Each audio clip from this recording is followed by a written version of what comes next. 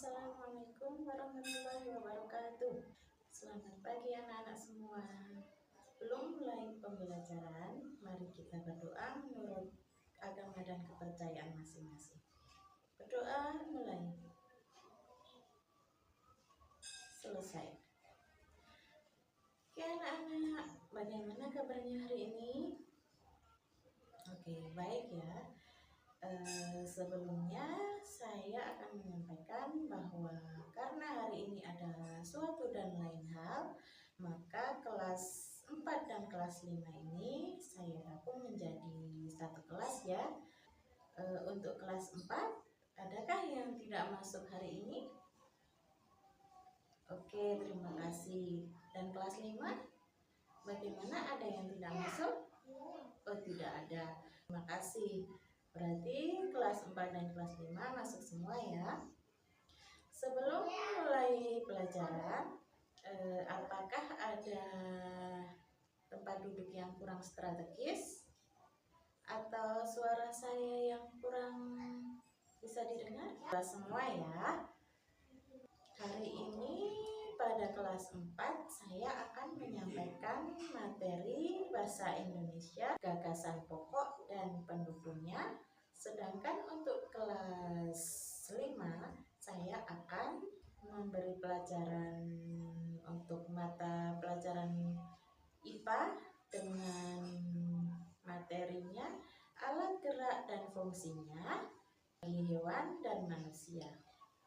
Oke teman-teman, sebelumnya pada materi hari ini karena kelas kalian digabung, saya akan memberikan artikel tentang alat gerak dan fungsinya bagi hewan dan manusia. Ini bisa digunakan untuk kelas 4 maupun kelas 5.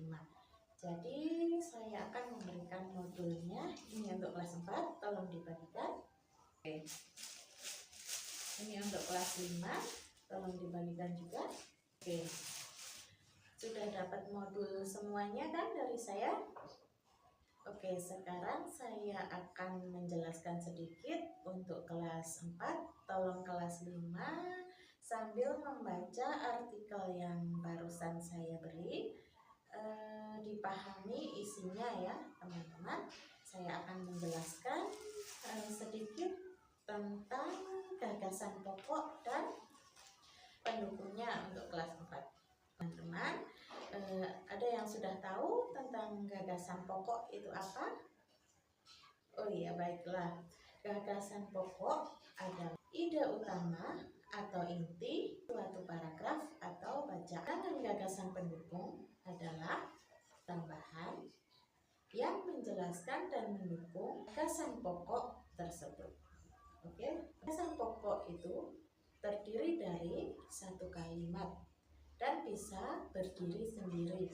Sedangkan gagasan pendukung itu terdapat beberapa kalimat dalam setiap paragrafnya yang berfungsi untuk mendukung atau menjelaskan atau juga bisa merinci dari suatu gagasan pokok.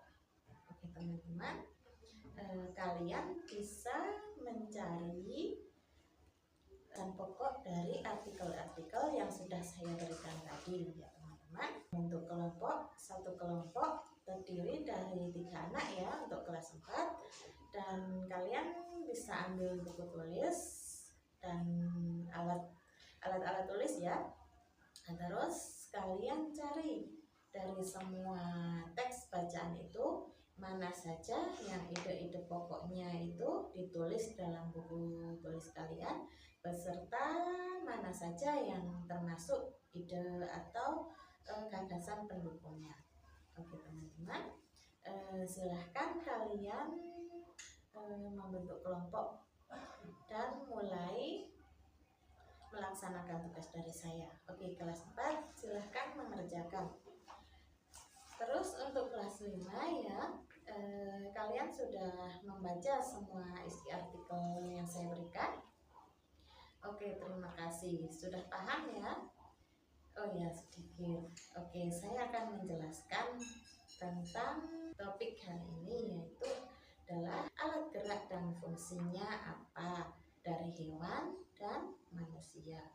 Oke, alat gerak itu apa sih? Ada yang sudah tahu? Alat gerak adalah suatu alat yang digunakan untuk bergerak, baik itu pada manusia dan pada hewan. Gerak pada manusia dan hewan itu ada persamaan dan juga ada perbedaan. Alat gerak itu ada dua macam ya teman-teman. Ada alat gerak pasif dan ada alat gerak aktif. Alat gerak pasif itu tulang, alat gerak aktif itu otot. Karena apa? Karena otot digunakan untuk bergerak. Kalau tulang tanpa otot itu tidak dapat bergerak, makanya disebut pasif. Dan otot itu bisa bergerak, jadi namanya gerak aktif. Oke teman-teman. Terus alat gerak sendiri pada manusia itu apa saja? Alat gerak pada manusia itu terdiri dari 3 ya teman-teman. Ada alat gerak otot, tulang, dan persendian. Oke, kalau alat pada hewan apa saja? Iya teman-teman, alat gerak pada hewan itu ada kaki, sayap, semu pada amoeba, bulu cambuk. Nah, untuk bergerak semuanya ya. Sekarang saya akan memberikan tugas pada kalian untuk kelas 5 ya. Kalian juga membentuk sebuah kelompok. Tiap kelompok terdiri dari 3 anak ya. Masing-masing kelompok untuk mencatat. Oke, gunakan alat tulis kalian ya. Masing-masing kelompok itu mencatat persamaan dan perbedaan antara alat gerak manusia dan alat gerak pada hewan. Selanjutnya kalian juga harus menganalisa atau mencatat fungsi-fungsinya alat gerak manusia dan alat gerak hewan dan disertai contoh-contohnya. Oke teman-teman, sudah paham semuanya ya? Oke, silahkan dikerjakan. Terus saya akan kembali ke kelas 4. Bagaimana kelas 4? Sudahkah kalian menyelesaikan tugas dari saya? Oke, jika sudah selesai, kalian tiap kelompoknya maju satu persatu untuk mempresentasikan hasil dari diskusi yang kalian kerjakan. Oke, silakan. Kelompok mana dulu yang mau maju? Oke, kelompok 1 silakan maju. Oke, terima kasih kelas 4 sudah melakukan presentasi semua ya teman-teman. Sekarang kalian akan saya bertugas ya. Tugas untuk kalian kerjakan masing-masing untuk mengukur pemahaman kalian tentang gagasan pokok dan pendukungnya. Ini dia soalnya untuk kelas 4, silakan dibagikan. Oke, dikerjakan dengan tenang ya teman-teman. Ya, saya kembali kepada kelas 5. Bagaimana kelas 5 sudah selesai mengerjakan? Oke. Bagaimana? Sudah siap untuk presentasi di depan? Oke, silahkan dimulai dari kelompok 1.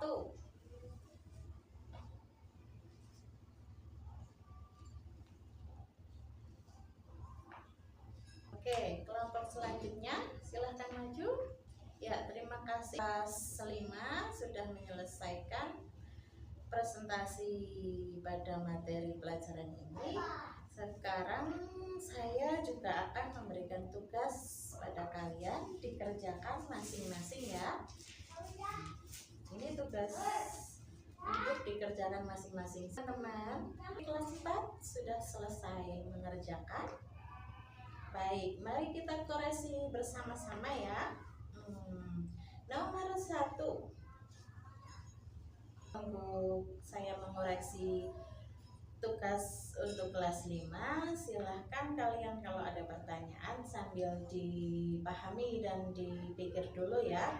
Nanti nanti kalian ajukan pertanyaan sesuatu yang belum kalian pahami tentang materi tadi. Oke, kelas 5 sudah selesaikah kalian mengerjakan? Oke, kalau sudah selesai mari kita koreksi bersama-sama. Terima kasih. Ada pertanyaan untuk kelas 4? Tidak ya, sudah paham. Bagaimana dengan kelas 5? Oke, baiklah. Oke teman-teman, kalian jangan lupa selalu belajar di rumah maupun di sekolah. Kalian bisa memanfaatkan perpustakaan ya. Kenapa? Karena kelas 4 itu akan naik ke kelas 5. Kelas 5 akan naik ke kelas 6. Tentu saja beban materi atau pembelajaran akan semakin sulit. Kalau kalian tidak belajar, nanti akan ketinggalan dari teman-teman yang lainnya. Sudah cukup ya hari ini. Terima kasih buat kalian semuanya. Saya apresiasi yang sebesar-besarnya untuk pembelajaran hari ini dan presentasi yang sudah kalian lakukan. Tepuk tangan untuk kita semua. Sudah cukup ya hari ini. Saya akan hari ini dengan berdoa bersama. Kita berdoa. Doa mulai. Selesai. Oke, cukup ya untuk di lain waktu. See you next time. Wassalamualaikum warahmatullahi wabarakatuh.